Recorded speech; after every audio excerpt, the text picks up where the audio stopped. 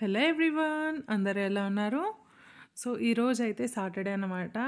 Morning to evening routine ఎలా ఉండబోతుంది అనేసి ఈ వీడియోలో అయితే షేర్ చేసేస్తున్నాను. సో మార్నింగ్ అయితే బ్రేక్ఫాస్ట్ కోసం టొమాటో బాత్ అయితే చేసేస్తున్నాను.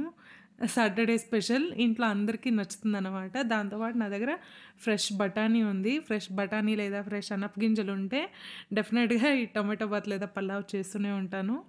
సో ముందుగా కుక్కర్ పెట్టేసి ఆయిల్ కొంచెం గీ కొంచెం వేసుకున్నాను. దాంతో పాటే సాసులు, జీలకర్ర, పట్ట అండ్ 2 ఏలక్కాయలు అయితే వేసేసుకున్నాను. ఇవన్నీ కొంచెం బాగా ఫ్రై అయిన తర్వాత పచ్చిమిర్చి, ఆనియన్ 2 కూడా ఫ్రై చేసేస్తున్నాననమాట. ఈ మెథడ్లో ఒకసారి ట్రై చేయండి, చాలా బాగుంటుంది. ఈజీ కూడా, చాలా క్విక్గా కూడా అయిపోతుంది. ఎప్పుడు సాటర్డేస్లో ఎక్కువ ప్రెషర్ తీసుకోకుండా ఇలా ఈజీగా అయిపోయే వంటలే చేస్తుంటానన్నమాట. సో కొంచెం ఫ్రై అయిన తర్వాత ఇప్పుడు పసుపు కొంచెం వేసుకుని దీన్ని కూడా ఫ్రై చేసేసుకోవాలి. కొంచెం మంచిగా ఫ్రై అయిన తర్వాత ఒక స్పూన్ అంతా జింజర్ గార్లిక్ పేస్ట్ వేస్తున్నాను. 1 టైం చేస్తున్నాను. సో యాక్చువల్గా ఇది వచ్చేసి కొంచెం ఎప్పుడు మిగిలేది, ఈరోజు అంతకంటే చాలా బాగుంది. కొంచెం కూడా రైస్ మిగలలేదన్నమాట. సో జింజర్ గార్లిక్ పేస్ట్ కూడా మంచిగా పచ్చివాసన పోయేంత వరకు ఫ్రై చేసేసుకుని టొమాటోనైతే కట్ చేసి ఉండేదాన్ని వేసేసుకుంటున్నాను. సో మనం కొంచెం ఆయిల్ తక్కువ వేసాను కాబట్టి ఈజీగా అడుగంటేస్తుంది. అందుకే మీడియం టు లో ఫ్లేమ్లో చేస్తున్నాను.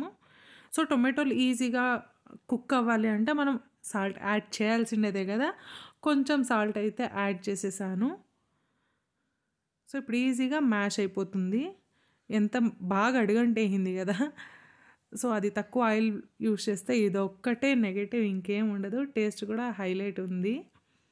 సో టొమాటోలు కూడా మంచిగా మ్యాష్ అయిపోయాయి కదా. ఈ టైంలో అయితే నేను బఠానీని వేసేస్తున్నాను. సో ఫ్రోజన్ బఠానీకి అంటే తర్వాత ఎండిపోయిన తర్వాత మళ్ళీ సోక్ చేసుకుని యూస్ చేస్తాం కదా, ఆ బఠానీకి పచ్చి బఠానీకి చాలా డిఫరెన్సెస్ అయితే ఉంటుంది. ఈ బఠానీ అయితే కలర్ కూడా ఏం చేంజ్ అవ్వదు, ఇలా డార్క్ గ్రీన్లోనే ఉంటుంది. చాలా అంటే చాలా కూడా బాగుంటుంది, సాఫ్ట్గా ఉంటుంది. మా పిల్లడైతే ఈజీగా తినేస్తాడనమాట. బాగా నచ్చుతుంది ఈ ఫ్రెష్ బఠానీ. సో నేను ముందుగా ఒక 30 మినిట్స్ ముందే రైస్ సోక్ చేసి పెట్టాను. ఈ రైస్ని అయితే ఇప్పుడు వేసేసి మెల్లిగా కలిపెట్టుకోవాలి. రైస్ బ్రేక్ కాకుండా కొంచెం జాగ్రత్తగా కలిపెట్టుకుంటే పలుకులు పలుకులుగా భలే బాగుంటాయి. ఇప్పుడు టొమాటో బాత్కి సరిపడానంత ఉప్పు ఆల్రెడీ కొంచెం వేసుకున్నాం కాబట్టి జాగ్రత్తగా వేసుకోవాలి. ఎక్కువైపోతే అస్సలు బాగోదు కాబట్టి. తగినంత కారం, కొంచెం ధనియాల పొడి కూడా వేసేస్తున్నాను. నా దగ్గర ఉండే కారం పొడి వచ్చేసి చాలా కారం తక్కువ అనమాట. కలర్ వస్తుంది, కారం తక్కువ. యాక్చువల్గా ఇది ప్యాకెట్ పౌడరు, అందుకే స్పైస్ చాలా తక్కువగానే ఉంటుంది. కొంచెం ఎక్కువగా వేసుకున్నా కూడా కలర్ బాగుంటుంది, కానీ కారం అయితే ఏం ఎక్కువ అవ్వదు. సో ఇంకా ఫైనల్గా వాటర్ యాడ్ చేసేసి లిడ్ అయితే క్లోజ్ చేసేస్తున్నాను.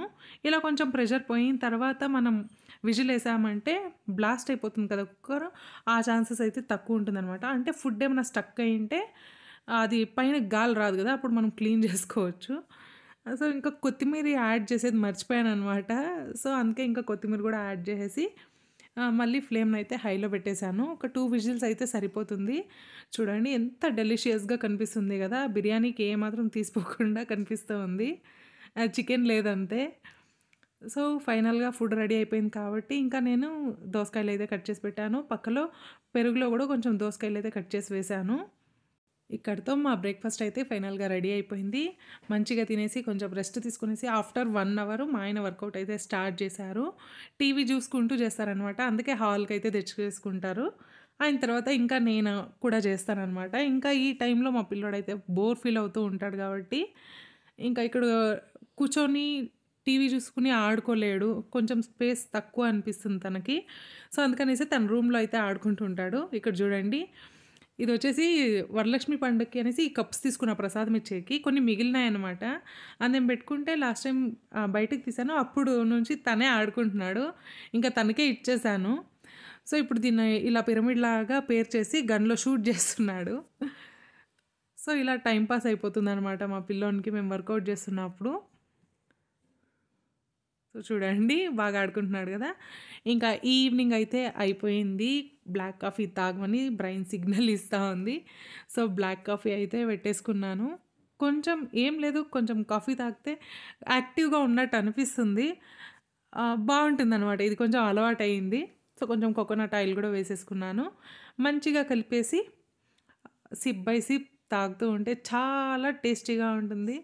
అండ్ ఈ టొమాటో వచ్చేసి చెట్లో ఉన్నిందనమాట. మా ఇంట్లో నాకు తెలియకుండా కట్ చేసుకొని తెచ్చేశారు. ఈ టొమాటో ఇంట్లో పండించినది కదా! ఎంత మంచి అరోమా వస్తుందో టొమాటోది. చాలా బావునింది. నేను సిప్ బై సిప్ కాఫీ అయితే ఎంజాయ్ చేస్తూ తాగేసి, ఇంకా బట్టలు వాష్ చేసిండేది ఉంటాయి కదా! దాన్నయితే మడిచేస్తున్నాననమాట. మంచిగా ఆరిండాయి. ఇంకా ఎప్పుడు బట్టలు అప్పుడు మడిచిపెట్టేస్తే పెద్ద పనైతే తగ్గినట్టు ఉంటుంది. లేదంటే ఒక రాశి అయిందంటే ఒక 2, 3 డేస్ ఈజీగా స్కిప్ చేసామంటే ఒక రాశి అయిపోతుంది. నియర్లీ 1-2 అవర్స్ అయితే వేస్ట్ అయిపోతుంది. అందుకే ఎప్పటి బట్టలు అప్పుడు ఆ రోజు నైట్ లోపల మడిచిపెట్టేదానికే ట్రై చేస్తానన్నమాట. సో, ఇంకా ఈ బట్టలకంతా ఇలా లాక్ అయితే వేసేస్తాను. అప్పుడైతే ఈజీగా ఊడిపోకుండా ఉంటుంది. మడతలు పోకుండా ఉంటాయి. మెయిన్‌గా మా అబ్బాయిది, మా ఆయనది ఇలా చేస్తాననమాట. వాళ్ళే ఒక్కటి తీసేకపోయి ఇంకా 4 దబ్బుతారు. సో, అప్పుడు అన్నీ గూడా చిందరవందరగా కాకుండా ఇలా మడతలు పెట్టినట్లే ఉంటుంది. జస్ట్ అలాగా అట్లా ఎత్తి పెట్టేస్తే ఒక పని అయిపోతుంది. ఇంకా ఈ బట్టలు మడిచిపెట్టే ప్రోగ్రామ్ అయిపోయిన తర్వాత వంటకైతే రెడీ చేస్తున్నాననమాట. నేను మధ్యాహ్నం లంచ్ చేసిందే ఉంది. సాంబార్ రైస్ ఉంది. సో, కొంచెం ఎగ్ అయితే రెసిపీ చేస్తున్నాననమాట. ఇదైతే ఒక యూనిక్ రెసిపీ. టేస్ట్ అయితే చాలా బావునింది. సో, ముందుగా ఆనియన్ పొట్టంతా తీసేసి ఇలా స్లైసెస్‌గా కట్ చేస్తున్నాను. అండ్ ఒక 2, 3 చిల్లీలు అయితే తీసుకున్నాను. దీన్ని కూడా మంచిగా స్లిట్ చేసేసి పెట్టేసుకున్నాననమాట రెడీగా. ఇంకా కడాయి పెట్టేసి కొద్దిగా ఆయిల్ వేసుకున్నాను. కొంచెం ఎక్కువైతే బావుంటుంది దీనికి. బట్ నేనైతే కొంచెం యూజ్ చేయడానికే ప్రిఫర్ చేస్తాను ఎప్పుడు కూడా. జింజర్ గార్లిక్ పేస్ట్ ఒక 1/4 స్పూన్ చూస్తున్నారు కదా క్వాంటిటీ. 4 ఎగ్స్‌కి అయితే అంత వేసుకున్నాను. పచ్చివాసన పోయిన తర్వాత ఇంకా ఆనియన్, ఈ పచ్చిమిర్చి వేసేస్తున్నాను. ఇవన్నీ కూడా మంచిగా ఫ్రై అవ్వాలనమాట. పింకిష్ కలర్ వస్తే సరిపోతుంది. ఇప్పుడైతే ఉప్పేసుకోవాలి.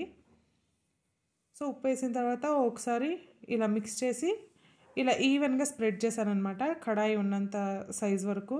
ఇప్పుడు ఎగ్స్‌నంతా బ్రేక్ చేసి ఇలా స్ప్రెడ్ చేసినట్లు వేసుకోవాలి. జస్ట్ అలా వేసేసి వదిలేయాలనమాట. 4 ఎగ్స్ అయితే తీసుకున్నాను. ఇప్పుడు సిమ్‌లో పెట్టేసి లిడ్ క్లోజ్ చేసేసాను. ఇంకా దీనికొచ్చేసి ఎల్లిపాయ కారం అంటారు. దీనికైతే ఒక 4, 5 తెల్లగడ్డలు వేసుకున్నాను. మిరప్పొడి, మళ్ళీ ఉప్పు వేసుకున్నాను. రాళ్ళుప్పు ఈజీగా క్రష్ అవుతుందనేసి.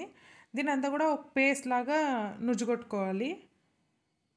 చూడండి మంచిగా పేస్ట్ అవుతూ ఉంది కదా! ఇంకా ఇక్కడ చూస్తే ఇంకా ఎగ్స్ సెమీ కుక్కే అయినాయి. ఇంకా కొంచెం వదిలిన తర్వాత చూస్తే కొంచెం మంచిగా కుక్ అయింది. ఇప్పుడైతే కొంచెం లైట్‌గా ఉప్పు అయితే వేస్తున్నాను. ఇంకా మనం దంచిపెట్టుకున్నాం కదా! ఆ పేస్ట్‌ని కూడా ఇలా స్ప్రెడ్ చేసేస్తున్నాను.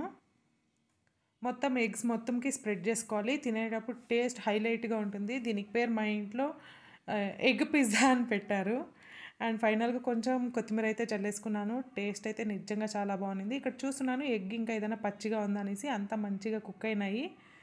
సో, చాలా బాగుంది. ట్రై చేయండి. అండ్ వీడియోని ఇక్కడితో ఎండ్ చేస్తున్నా. మీకు కనుక నచ్చుంటే తప్పకుండా లైక్ చేయండి. ఛానల్‌కి సబ్స్క్రైబ్ చేయండి. Thank you so much for watching. Bye bye.